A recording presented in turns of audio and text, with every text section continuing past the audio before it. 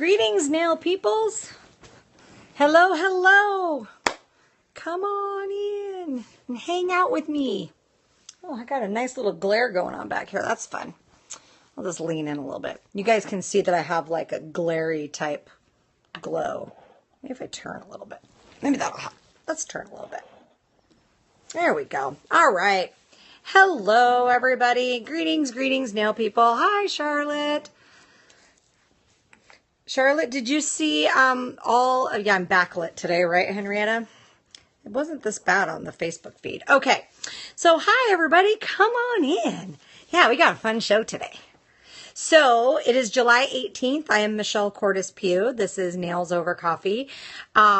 Today, our Disney mug is the World of Color from Disney's California Adventure. Oh, I'm glad you got to see the pictures. Yes, my Nan was quite a looker back in her day. Oh, it's your birthday. Happy birthday. Happy nail-tacular birthday. So, a couple of fun notes. I want to sit back today. Maybe here. Now I can sit back a little bit. All right. So, this probably isn't the most flattering way for me to sit, but whatever. I'm going to move this up a little bit. Okay. So, can you guys still see me okay? I feel like I'm very low. Maybe I need to sit up more. Okay. There, that's probably better. All right. So, lots of fun things to talk about. I've managed to ruffle Doug Schoon's feathers a little bit, I think. So just to give my shout out to Doug, I was just talking about this. I think he has another, my face is cut off. Oh, because the comments. So this is Doug Schoon's book. You guys, we're going to talk about mixing products today and when it's okay and when it's not and why. And we're going to talk about extraction systems, and we're going to talk about some other such nonsense that's going on. Like I said, I've managed to annoy Doug a little bit, I think. And, but you know, wouldn't be me if I wasn't annoying somebody. And, you know, just some nail funny. So welcome. Thanks for joining in. So first things first, a little bit of nail humor. I was at some of you aren't friends with me on Facebook. I was at the laundromat. Oh, hi, Tia. Can we also talk about using different lamps too? Yes, we will talk about that also, kind of in the mixing product lines, like when it's important and when it isn't. So I was at the laundromat, doing my shop towels, which I use all white, shop towels because I like that more, spa clinical kind of look. So each one of my pedicures uses a twin size sheet, a full size bath towel, and at least 2 hand towels, sometimes 3 or 4, depending on what type of pedicure I'm doing. Every single one of my manicures uses 2 hand towels. And when I do a spray tan, I have a towel on the floor of the tanning tent. Plus, I also use a small washcloth type towel for in case there's any drips or dribbles or somebody's perspiring a little bit and I need to dab so they don't end up with a streak. So nurse washing towels for hospital, right? So when I go to wash my towels, and I was super busy last week, so I had a ton of towels. And every time I go to the laundromat, I look like the OCD freakish lady who is washing a quad loader of, right? Crazy old lady with all these white sheets, white bath towels, white hand towels, white washcloths, and I'm neurotic about how I fold them because I don't want them all wrinkly or whatever. And so, they have to look good in my cabinet, even though nobody can see in there except for when I open the door. And so they're all folded a particular way. And so I look like this total OCD freak. Everybody looks at me weird. And so I'm just like, oh my God, take a picture. It lasts longer. Nail tech problems. Okay. Like, it's hilarious. Nail tech life, right? That's the stuff we know about. Spa employees understand. So then I have on my folding table, I have all these perfectly stacked, like stacks of perfectly folded white twin size sheets and perfectly tri-folded bath sheets. And then I've got two different stacks of towels. One that I use for lap towels because I change my lap towel in between every client, but it gets glitter and polish and all kinds of stuff on it. So those are not the same as my manicure pedicure hand towels. And then, yeah, so it's very entertaining. So I was washing a whole gaggle of towels yesterday, and that seemed to be, I was getting quite the stared at the laundromat. So hashtag nail tech problems. Okay. And so, yeah, the, making Doug mad thing. We were talking about terminology. Okay. And I want to, yeah, she insisted we take them out of the dryer a particular way, right? Where do I get my towels? I get my towels from Costco. The white hospitality towels from Costco, they come in a 6-pack of bath towels, a 12-pack of hand towels, and a 24-pack of washcloths. And they're really affordable, and they're really soft, and they last as long as I would want them to last. And I think the 6-pack here at my local Costco, the 6-pack of white bath towels is $21, and the 12-pack of hand towels is $15.99, and then I think it's also like $15.99 for the 24 washcloths. So, and then I buy white twin size sheets from just must be a prerequisite for a job choice OCD, right? Yeah, I think all nail techs are just a tad OCD. Good ones anyway. And I buy my sheets just from whatever mass retailer, Walmart, Fred Meyer, Target, wherever. And I buy the least expensive, like 200 thread count or whatever, white twin size sheets. And I use those because I put a new white sheet on my chair for every client. That's so cheap. Wish I had those prices over here. Right? Oh, Modern Salon is broadcasting. What's Modern Salon broadcasting? Nail stamp how-to using OPI. Yeah, no, not right now. Why are they broadcasting the same time as Nails Over Coffee? Don't they know? They should be watching. We should be telling them. Okay, so let's talk a little bit about, what do we want to tackle first? Oh, what I was arguing about with Doug. So, okay. Here's the thing. The science part of what we do is really important. Okay.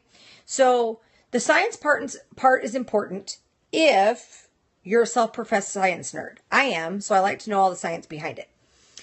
But you don't have to know how a product works to use it. So, for example, home goods clearance for white towels. Oh, there you go. Good tip. So I'll get to my analogy here in a second, but we need to know the parts of the nail. We need to know the anatomy and physiology of the part we work with. The nails, the hands, the lower arm, the toes, the feet, and the lower leg.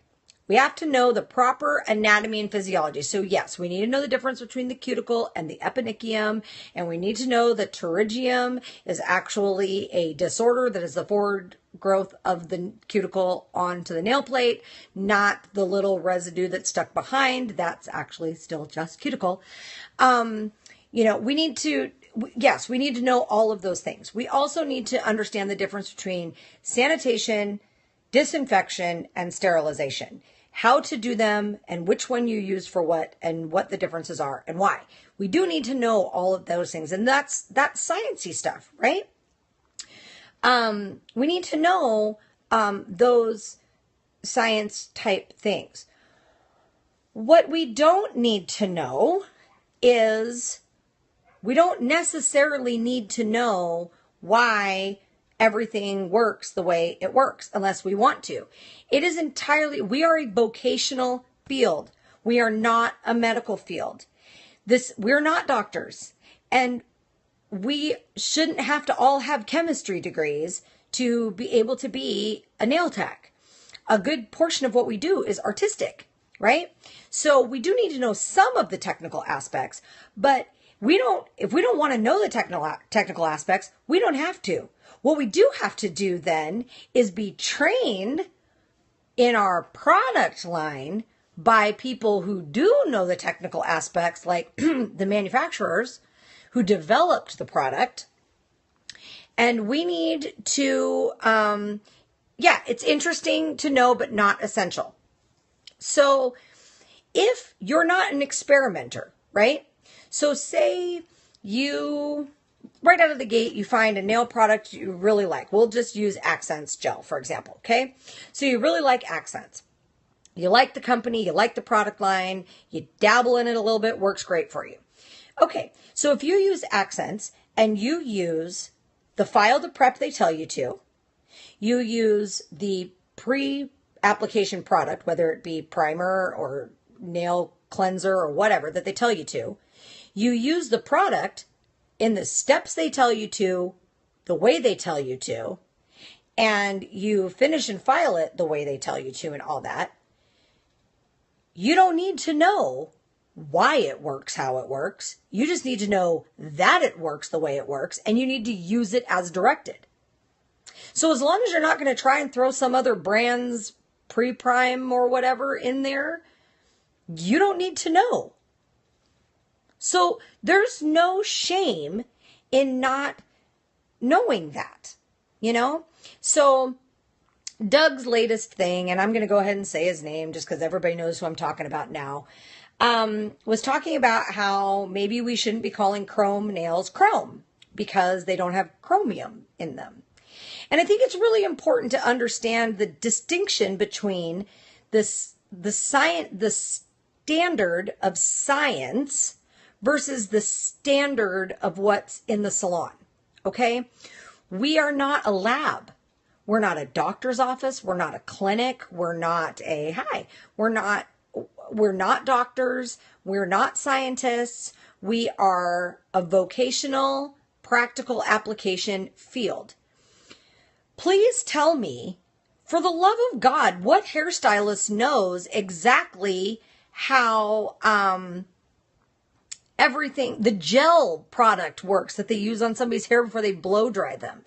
Right. And so no disrespect for the scientists in our field. The scientists in our field do some amazing things for bridging the gap between the science part. For those of us who want to understand how it works, or why something's not working, or why something is important, we really rely on those scientists for helping us with that. And God, I hope the manufacturers are consulting with these scientists when they're developing their products, so that they're basing them on sound science. You're from Louisiana. I'm in Tacoma, Washington. So we we do depend on the scientists, but the scientists also, in my opinion, need to depend on us because we're the soldiers out in the field. And I think there is a difference between a scientific process and a scientific terminology versus a practical application or artistic type thing. So I think that we have to respect the distinction. And so I tend to ruffle people's feathers because I'm always a nail tech first, right? That's what I always say. I'm always a nail tech first. So as a nail tech, I'm not, my clients call glitter nails because it's glitter to them. I call them rock star nails and say because they shine like a rock star because they're made with real glitter. They call them glitter nails. We can call them glitter effect nails because we know that I'm using a cosmetic grade glitter in them, that's more like a glitter pigment. So I don't call them glitter pigment nails. I call them glitter nails because that's what they are. They're glitter embedded in another enhancement product. So chrome nails they look like chrome to our clients. They are chrome effect. And so I suppose if we wanted to get a little nitpicky about it, we could say chrome effect, which I'm not gonna, but we could. But does anybody think that their chrome bumper is made of chromium? Or do they even care? No, they're calling them chrome nails because they look like a chrome bumper, chrome handlebars, chrome wheels. So, same thing. Sherry said a funny thing on a post in the Canadian Nail Tech Connection today about how mermaid nails. Yeah, Kate said I had to rename Rockstar Nails to Glitter Gel Nails on my menu because no one understood it, right? So when we have mermaid nails, no, we are not grinding up mermaids and putting them in the nails. That's the effect. When we have unicorn nails, no, there is no unicorns in our unicorn nails. It's a bit like the trade name shellac doesn't contain shellac, correct? I mean, really, we need to pay attention to the artistic. Yeah, I got a good laugh out of that. The grinding up mermaids. No actual unicorns are harmed in the creation of unicorn nails. So it's important for us to be using cosmetic grade glitters and pigments and those kind of things. But we don't have to say glitter effect pigment or chrome effect nails or mermaid look nails or that's too much and it's too far. And we don't, it's the same way I feel about the, but Sandy isn't, hounding, about Sandy calling it shellac, right? It's the same way I feel about autoclaves. I feel like autoclaves are a choice. Once you understand the difference between sanitation and disinfection and sterilization, I don't require my hair person to use a titanium hairbrush and then sterilize it in an autoclave. I get that they're going to scrub it out with antibacterial soap and water and get all the hair out of it. And they're going to soak it in a hospital grade disinfectant and it's going to be disinfected, but I don't expect it to be sterilized. I think that we need to keep in mind that we are in a salon setting. We are not in a medical setting. Now, if you are working in a clinical type environment, saying you're working in a podiatrist's office or whatever, then probably it is more important for you to be using an autoclave because of the setting that you're in and actually using sterilization pouches and actually sterilizing your metal tools. It's different. Salons are different than medical offices. So back to my analogy about this whole terminology thing. So just like we have scientists and we have manufacturers and we have nail techs and we have consumers, right? We have these whole things. This is the way I relate it to, like cell phones. And I say cell phones because most people can really kind of wrap their brain around this. So there are people who have computer science and computer engineering degrees. Okay. Maybe they have advanced degrees, even they have master's degrees and doctorates in computer science and computer engineering. But, so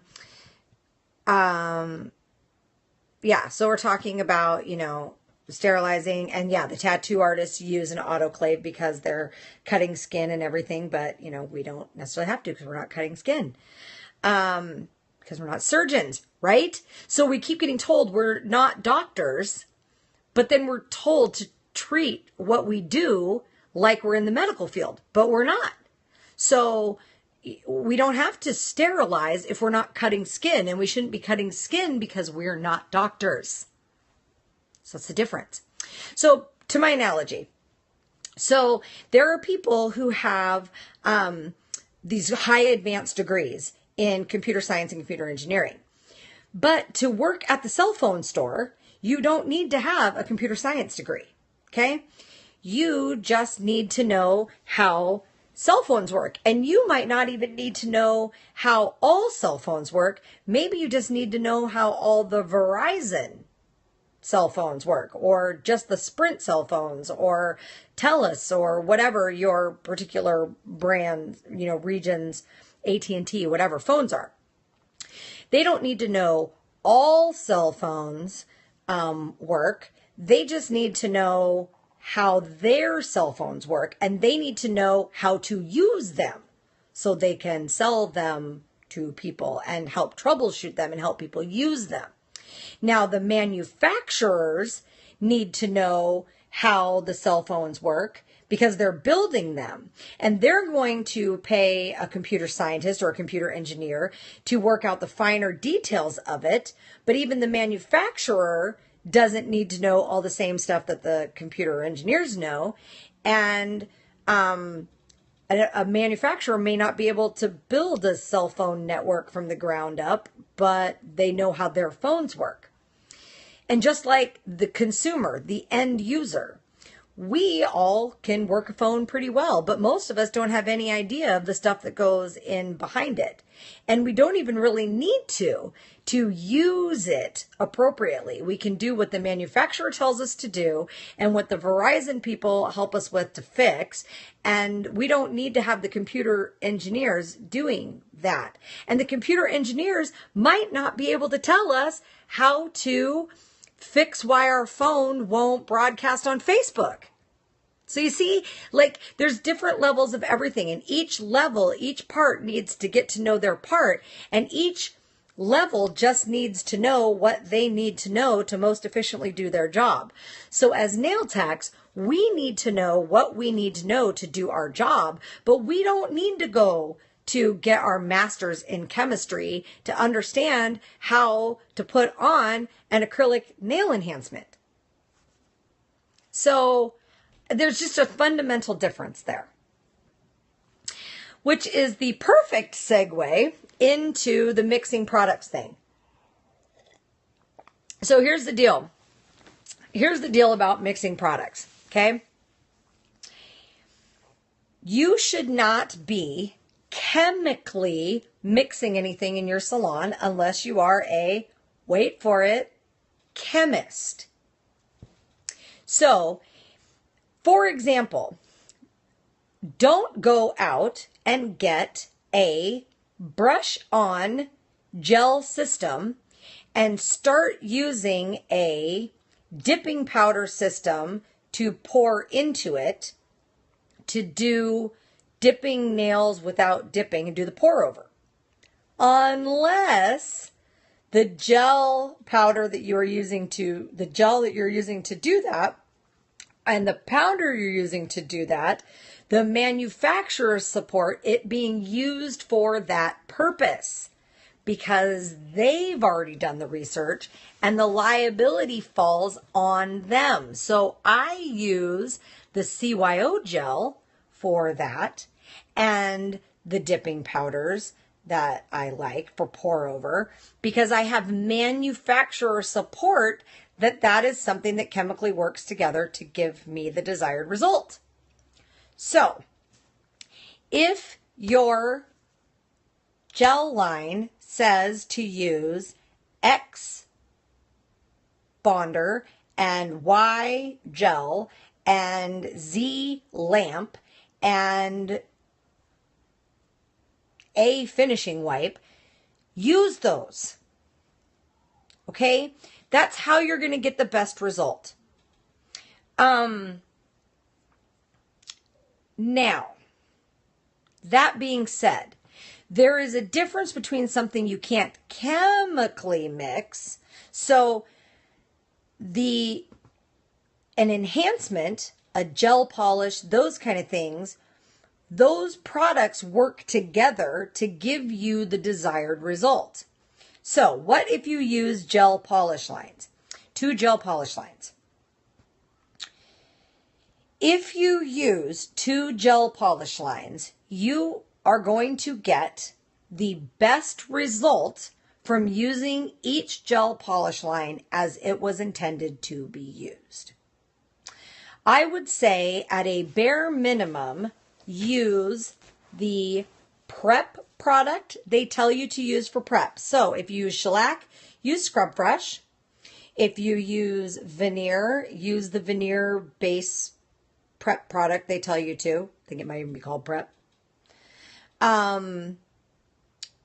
If you use whatever gel polish line, you know, the only thing you use for both is the lamp. Okay, so now you need to be really cautious because there is a difference in lamps. Some products, especially newer generation products that have been geared for use in an LED, LEDs cure with a different wavelength of UV light in the spectrum than UV compact fluorescent, as we would call them, CFFL, compact fluorescent UV lights, cure in a different spectrum of the UV spectrum. And so the biggest thing is that don't use a product in the type of lamp it was made for. So like my Masterworks gel will cure in an LED lamp. It will harden in a lamp. It doesn't harden as well as when I use a traditional compact fluorescent UV lamp, because that's the way it was designed to be used. My Artistic Color Gloss gel polish hates my CND UV lamp. Hates it. But works just great in my CND LED lamp because the Artistic Color Gloss, the artistic products have been designed to be used with an LED.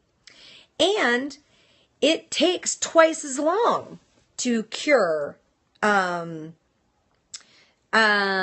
see, NSI Permaglass only cures in UV, so I still need both type lamps, right? So, I don't worry about it when I'm product experimenting, okay? When I'm trial testing something, using an expensive, Ink London gives you the directions for UV drying time and say that it works in both. Okay, so here's my thing with that though, Charlotte, is that as a manufacturer for Ink London, as a manufacturer, do they understand, and Mare has a UV LED combo lamp. Generally those have too big of a footprint for me, Mare. That's the only reason I don't like one. But to each their own. Sometimes you need to be paying attention, and Bob Giblet talks about this a lot, which is your company a manufacturer or are they a product labeler? So I could go right now to any one of a dozen places on Alibaba and work with a nail gel polish company in, whatever country, even here in the US.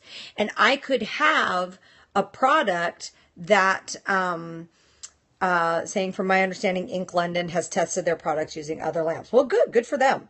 So that's the thing about knowing your manufacturer, It's impossible for me, one person, or Doug, one person, or Bob Giblet, one person, or Amy Becker, or Tammy Taylor, or it's impossible for any one person to understand how every product is going to work in everything.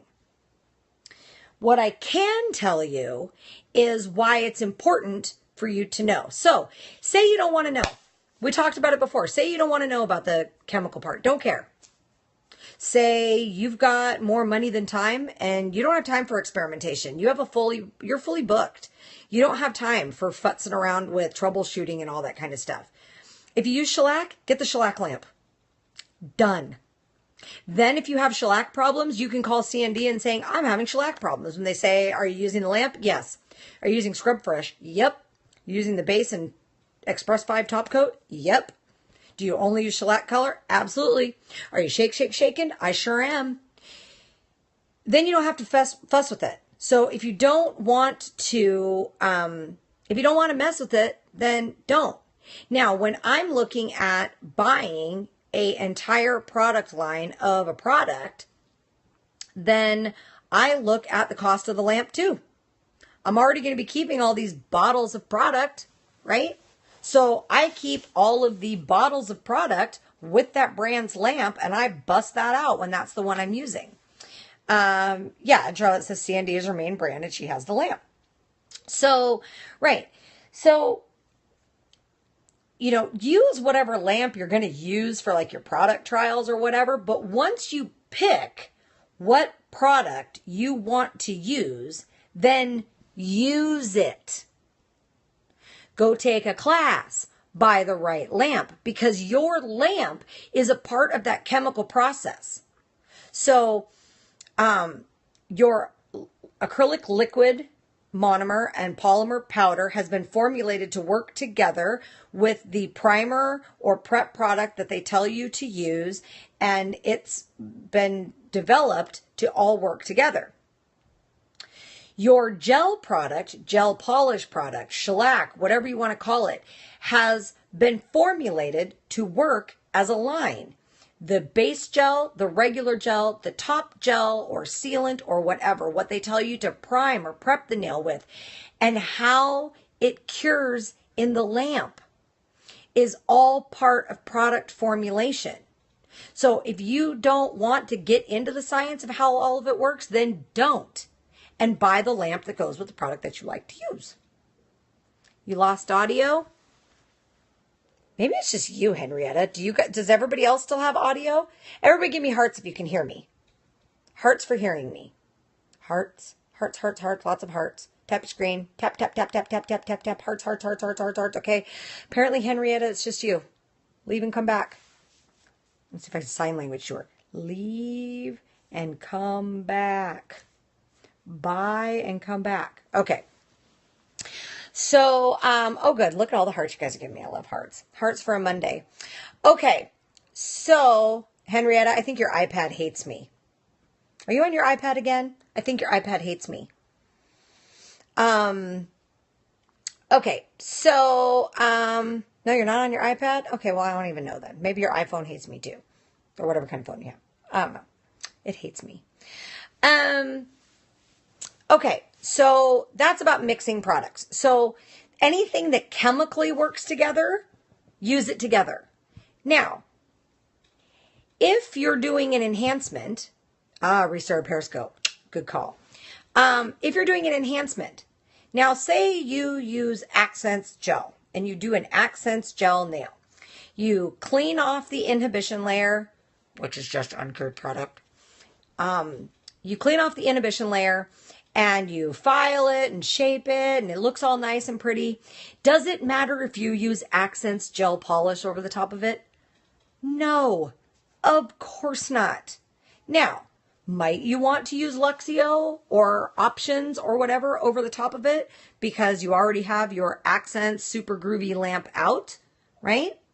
And so you keep your Accents lamp on your table because you use all Accents branded products? Well, yeah. Do you need to use a base gel? Probably not. We just went over this in the Salon Success Series today. But you should use whatever they tell you to use with it. Ask the gel polish you use. Hey, if I'm using this over gel or acrylic, do I need to use the base gel? Let them tell you. It's their product. Let them tell you. And then use that product the way you want to use it. Now, if you are talking about polish or gel polish or shellac or whatever on a natural nail, then again, the things that work together chemically are fine, but does it matter if you use a C&D buffer to to buff the top of the nail? Does it matter if you use CND files? Well, no, of course not. Use whatever files you like. As long as they're the right grit for what they're telling you to do or for the service that you're doing, who cares? You know, maybe you use Accents gel, but you absolutely hate Accents files and they're way too expensive. Here's a tip. Most nail manufacturers' files are really expensive for no reason. That's what they're there for. Use the customer services, right? They should be the experts in their product, and you should be the experts in using the products that you choose to use in the salon because you've gotten education from the people who make the product. Now, if you want to sit around and experiment and play with things just to giggle and see if it works right or whatever. So, for example, CYO gel was made by the manufacturer to be mixed with nail lacquer. That is the manufacturer's directions. That's how to use it. So, of course, it's okay to mix that together. They're telling you to. Poly Polish from Tough Enough Nails. Poly Polish was designed to be mixed with polish for the pigment and applied. That's the instructions they give you. So of course it's okay to mix that. So if you want to get some like mixing out of your system, you know, take pigments, mix your pigments into your gels instead of burnishing them on top and make your own colored gels. Why not? You know, that's all mixing. That's totally fine and encouraged. And we should be doing it because it's customization, you know? If you use Masterworks by Amy Becker and you can't find the exact color, maybe Masterfill Opaque isn't exactly what you want, and maybe Warm Opaque isn't exactly the color you're looking for, then get Masterfill, which is the clear, and bust out your powdered pigments and mix them in and make the color gel that you want. That's totally fine. That is not playing chemist. Playing chemist is experimenting with the chemical attributes of a product that is going to go through a chemical process as a part of how it works. So, that is the note on mixing products and lamps and everything by special request last week. Now, of course, what I forgot to talk about last week was extraction. So now we're going to talk a little bit about extraction and some of the different brands and the different things that are out there. So the first thing that you need to do is you need to determine what you're trying to extract. Are you interested primarily in dust? Are you interested primarily in vapor? Are you interested primarily in, I don't know, whatever smell? Like, what are you trying to extract? Smells can be covered. Smell is not the right word. We talk about that scientific thing. Smell is not the right word. Smell is odor. And, oh, good. I'm glad you like. Smell and odor are not the same thing as vapor. Vapor is the actual chemical in the air. And so if you are using a solvent-free gel or gel polish, you have very, very little vapor in the air from that product. If you are using shellac, because it still has solvents in it and has solvent components, it has more vapor in it than, say, a all 100% gel product. If you're using odorless acrylic, guess what? It doesn't smell. But if it is hardening without a UV light, it still has vapor. Because those solvents got to go somewhere, right? It has less vapor, but it still has vapor.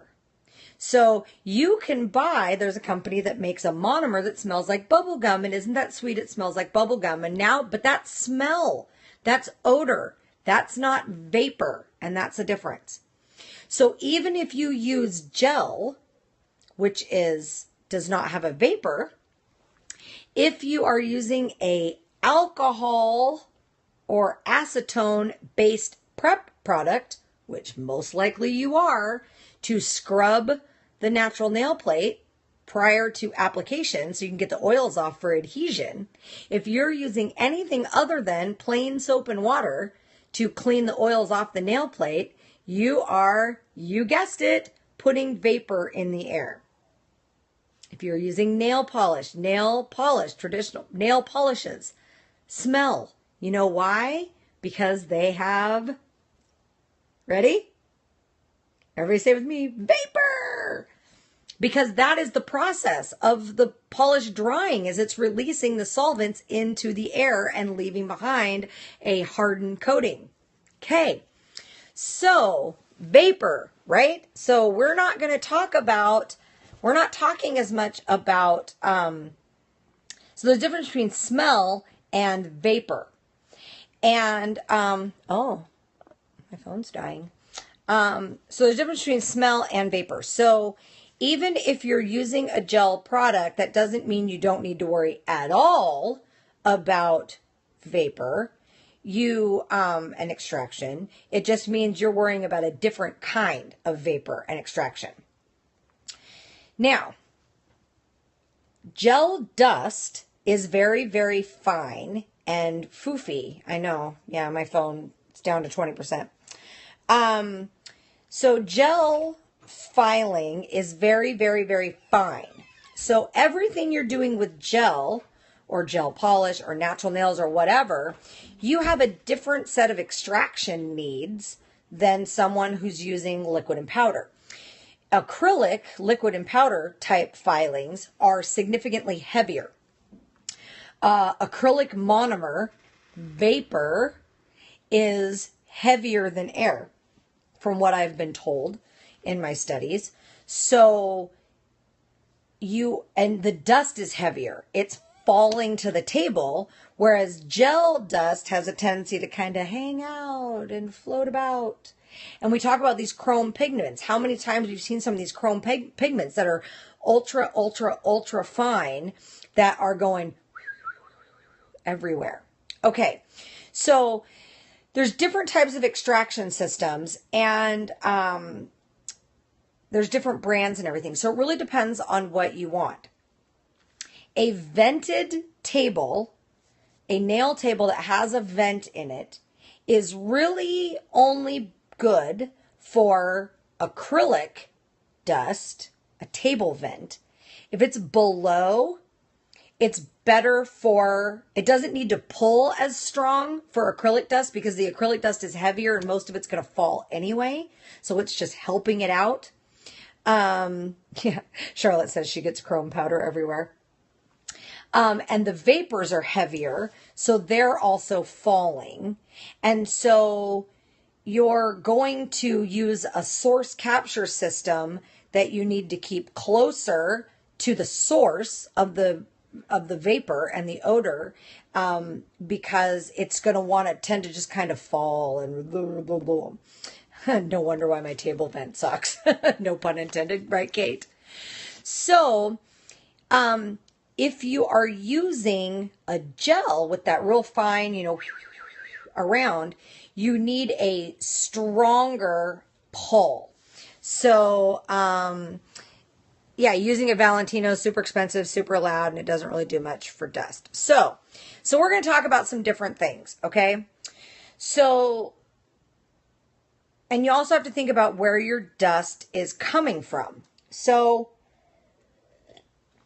source capture is what we would call anything we're doing in our breathing zone, okay? So from the top of the table to the top of our head, a little box that's between us and our client, like this, right here, this, where my hand is, this, out to here, all the way back to here, is my breathing zone. From over here to about over here, up about here, down about there, like we're talking like clients would, and this is our breathing zone, okay?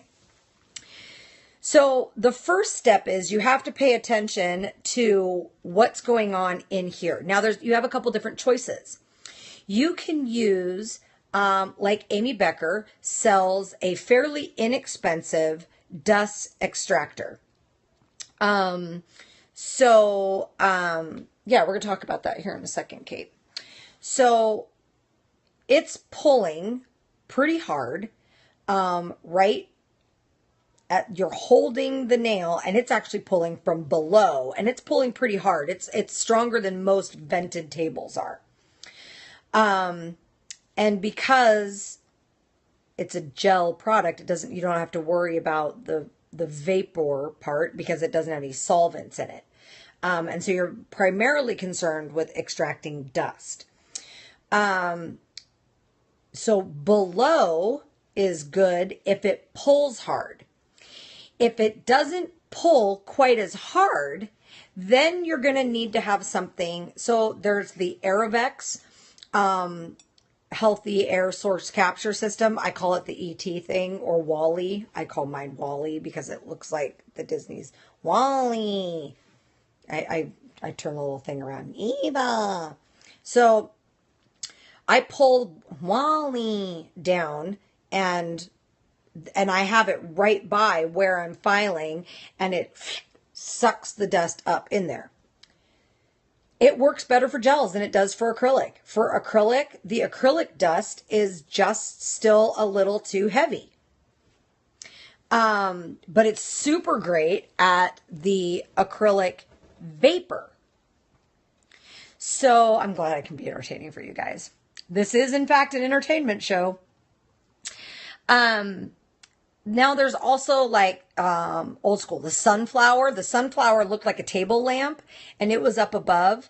Okay, well, if you've got something up here, it's only as good as the amount. So the sunflower is like not a bad idea, but I think from what I've heard from everybody, it just doesn't have enough suck power to get up there. The Valentino is a table system, I think, and it seems to be fairly expensive. In my experience, it doesn't seem to be. I'm Michelle Cordes Pugh. They want to know what my name is, so I'm telling them. Yeah, sunflower, not good.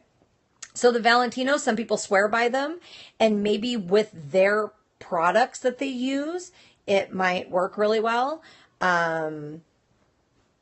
You know, it depends on if you're using gel or if you're using acrylic, and what are you trying to absorb. You need to pull through activated carbon to actually absorb the chemical out of the air.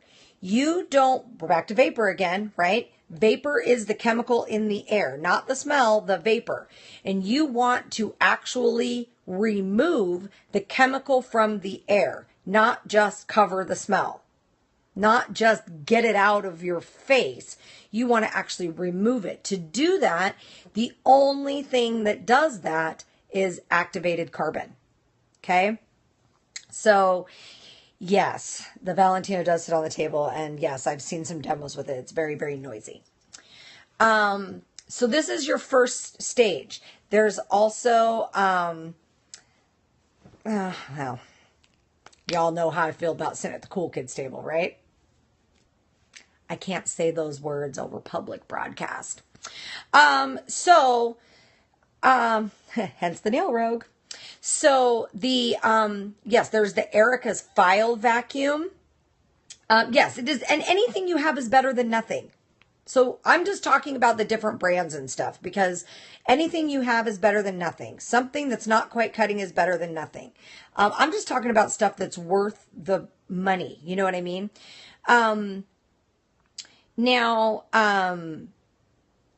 There's also the vacuum things that go on your e-file that are grabbing the dust right when it comes off the nail. But when you're talking in the case of gel, Kate, I'm not surprised you still are ending up with dust everywhere, because when your e-file is spinning, gel dust is so fine, it's going everywhere. And that little suction dude it's only got so much suck power. So it can grab what's going on right here, but it's going everywhere else.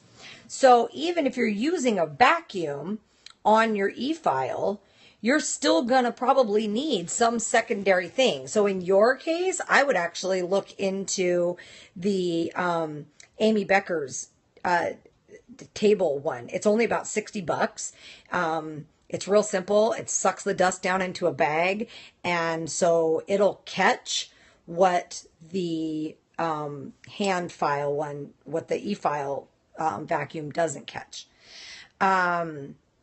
If you're using an e-file for pedicures like Nelly does, you really should have a vacuum system to go on your e-file for your pedicures because, and if you don't, please, for the love of God, wear a mask. Because I really want you to think about for a second what you're doing with that e-file, that you're going and you're filing off dead foot skin and it's flinging all over in the air. Mask. Ew. And vacuum to suck that up. Otherwise, you best be either like sweeping or mopping or something in between every client because you're like throwing foot skin all over the place. And this is the kind of stuff we have to think about though when we talk about extraction, right? So, so there's like at your table, yes, and protect your eyes. At the table, we have things like Aerovex, healthy air source capture system. We've got, the sunflower, the Valentino, the table vent and e-file, vacuum, right, is decent. Whatever it is that you need to do to clear this area out. Okay. The other one that I want to get a shout out to, because I've seen it in action, is the Nova Flare. Paul, from Glam Up Nails, up in Canada, he sells the Nova Flare. And I'm not going to lie, it's expensive. This is part of that, foot cooties. This is part of that investment in our equipment. I bought a $425 e-file 20 years ago. I've replaced the handpiece, but that's because I was a dumbass and broke the shank of a drill bit off in it like 3 times. And by the 3rd time, it was just we'd taken it apart so many times. It was gross. So when you're talking about extraction, remember, now we're talking about equipment. And equipment, you want to buy the most expensive that you can afford for the best value. Okay, so we're talking about like some things like the sunflower that don't work for crap are $99. Amy Becker's, which is like $60, works great for gel dust, not so much for acrylic dust, and it doesn't do anything for vapor. E-file vacuums and stuff, they're for dust, not for vapor. Things that are more expensive, the Valentino is supposed to be for vapor and dust. It's a couple $100 and it was me. Then you start getting up into the $600-700 range, and we start talking about that Aerovex healthy air source capture system, which works pretty well, but it still doesn't work great for acrylic dust because the acrylic dust falls to the table. Works great for acrylic monomer smell, odor, and vapor. Valentino's 300, yeah. And so it depends on what you need it for. And then there's the Nova Flare. The Nova Flare is a tabletop extraction system. It sits right over the top of your table, and it is dust and vapor. And it's badass, and it's a lot quieter than Wally is. Wally is loud, and I don't care what they say on Jeff Carterella's website for Aerovex. That ish is still loud. I know because it sits next to my table. Does it work? Yes. Is it worth it? Absolutely. Would I love to have it on the other side of a framed in wall with the little ET looking things sticking out through to my table? Yeah, because I'd love to have it in another room. And if that's the case, if it's in another room, then why can't I just do the shop vac? Because what you need the Aerovex for, what you need the Nova Flare for, is the pulling through that thick activated carbon to remove the chemical from the air. Okay, so anything is going to have to be sort of big to pull through all of that activated. So you need something that's clearing dust First, you need the fan that's moving the air, okay? You need to be up around at least 150 cubic feet per minute, CFM, to get the kind of airflow you need to suck the air, suck the dust. So you need that. And so if you've got that, but it's just going through the fan, then you need something that's going to capture the dust, okay? And then you need something that's going to remove the chemical from the air, which is your super thick activated charcoal. If it's only got activated carbon, if it's only got activated carbon that's like that thick, it's not keeping the vapor that's in the air in there long enough for the carbon to remove the chemical. So you're maybe getting a little bit, and you've just got a really fancy dust filter that's black is about all you're accomplishing. So your source capture system needs to be down to 10% battery, you guys. But that's good. We're already at an hour, so we're good. My coffee's cold too. And so the Nova Flare is really good. It works great. I took acrylic monomer and I opened it up and I squirted it on top of the Nova Flare table and I stuck my nose down on it. And from this far above the monomer, I couldn't smell it because the Nova Flare was sucking the vapor down and getting it out of there. And the dust, it, like you can see, it grabbed the dust and pull it down. But it's like $1,200, $1,300. It's pretty quiet too. It's really nice. But it's expensive. But it comes with a warranty, and it should be the only one you ever have to buy. You're just replacing filters. So really keep that in mind. Buy the best one that you can afford for source capture. Okay? Now, the next thing you have to think about is room air. Okay? So this is where you're talking about your, the one that works from Arabex is an air room purifier. I use one from a company called TheraPure. There's one that's just out in launch right now called Molecule. This is, again, what you need to think about, though. Your average run-of-the-mill air purifier that you get for your house has a HEPA filter in it. It maybe has an electrostatic filter in it. It's got a lot of those things. And don't ever use an ozone air purifier in your salon. The ozone mixes with the chemicals that we have, the vapor in our air, and it actually forms a very unhealthy, pretty toxic combination. So don't use anything that is making ozone in it. They say, oh, ozone destroys the chemical odor. Yeah, that's because it takes the vapor and it turns it into something else that's even worse for you. So don't use anything with ozone. No ozone makers. Fine for your house, not okay for your salon. In your house, you're using a HEPA filter that is eliminating smoke, mold, dander, pet pollen, those kind of things. Those are very mold spores. Those are very big particles, and you're removing a physical particle from the air, which is different.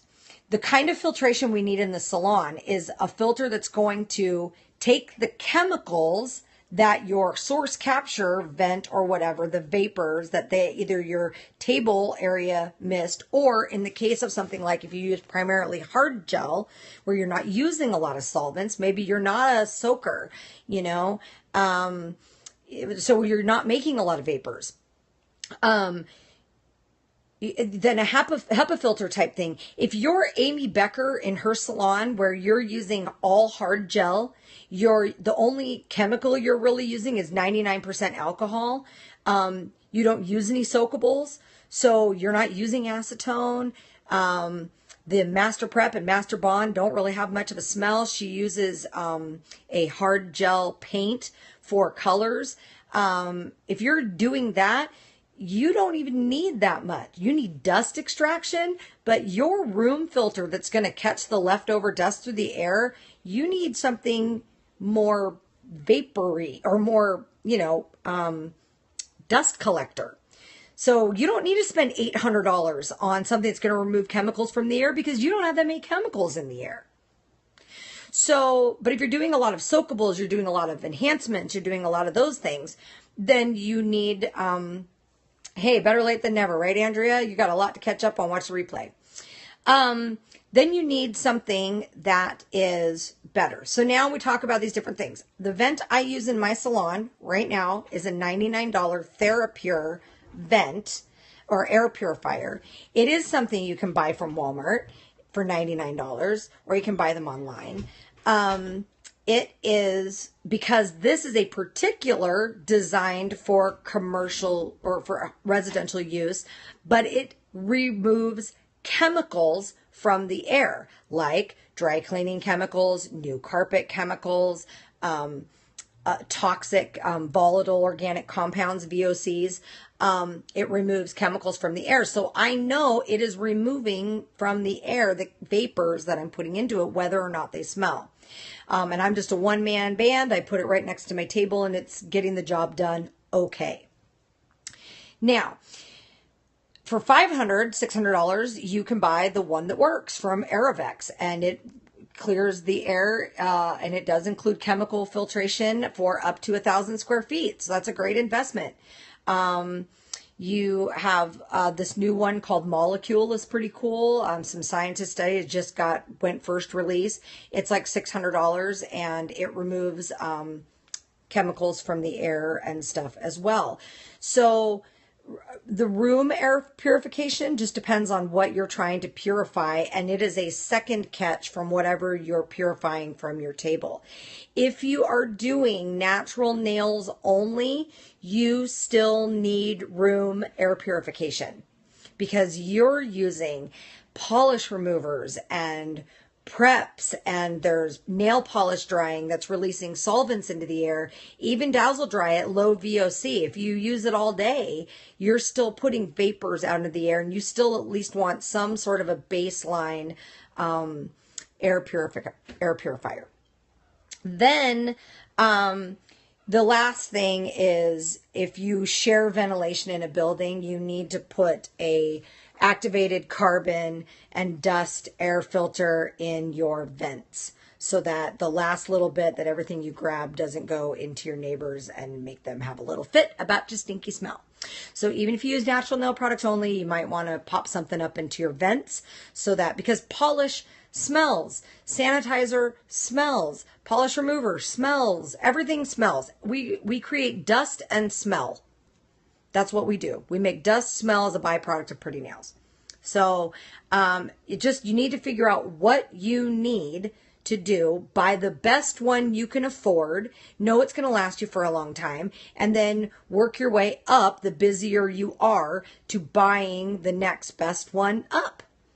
It's that simple. Hope that eliminates some of the confusion. We are stinky. We used to say in the 80s, if it doesn't stink, it doesn't stick. Which of course isn't true now, but that's what we used to say. All right. Well, you guys, my phone's going to die. It's been about an hour and 10 minutes of me like talking nonstop. Most of you guys don't know, but my last real thing is, yeah, also if you are able to open a window, because you should have fresh air intake coming in from somewhere, even if it's just a crack, just something to pull the fresh air. It's the negative pressure is the term for it. Yeah, Nautilus tank, right? Yeah, I have a Nautilus tank. This is my ghetto backup battery. So yeah, open a window if you can, but keep in mind that you have to pay attention to temperature in the salon based on what product you use. And I might be your twin, Andrea. I might be. So keeping in mind airflow will affect how your products work. So keep that in mind where you're planning on where your ventilation is going to be and where your air thing's going to be and where your table sits and what products you use and all that. Or pay a science nerd like me as a consultant to look at your space via technology and tell you where to put your stuff so that you aren't getting a draft across your table. Okay. Yeah, I think that about covers it. I'm hoping that I've made up to Doug by propping Face to Face with Doug Schoon. His video series got a new one out. I haven't watched it yet. I'm sure he's got something to say about the chrome thing and pimping out the nail product chemistry and structure. So before my phone dies, I will say ciao, arrivederci. We're doing product application in the Salon Success Series these 2 weeks, so lots of webinar time for that. I will have my e-file course. I'm going to do it in September. It's going to be a 2-installment course, 1 week apart, and it's going to be auf Wiedersehen, and it's going to be $75 for non-University of Nails members and $50 for University of Nails members. So if you're not a member, you might want to join to be a member because then you can pay the lower member price when you register. And I haven't opened registration up yet because I haven't pinned down the exact 2 dates I want to do the class for. I have the Nail Pro Pasadena show in there in September, so I want to make sure that I get it after Nail Pro Pasadena. So the e-file class will be coming. So for September, so be saving your pennies. Saving your pennies. All right. Bye, guys. I will see you next Monday and online. Oh, and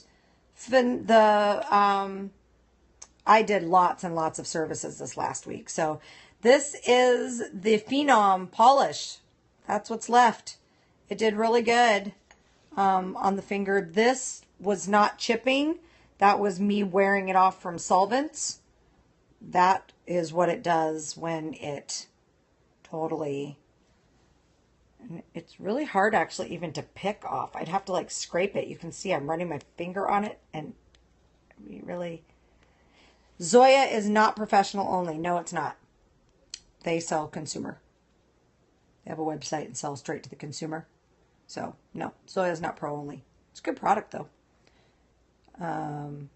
It's a good, inexpensive, cruelty-free line. Yep, that's the Jessica Phenom long wear polish. As you can see, I was just trying to scrape at it. It's been a week. I just now, when I was scraping, was able to scrape some of the back off. But see, I can dig at it. So, see my right hand? My right hand looks like it doesn't have anything on it. Looks like crap. So, it's my left hand. All right, guys. I am out of here. So I'll see you next Monday. Yeah, I always do my left hand because I'm right-handed. Okay.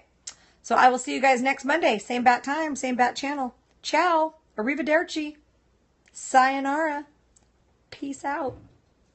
Bye. Adios. Cheers.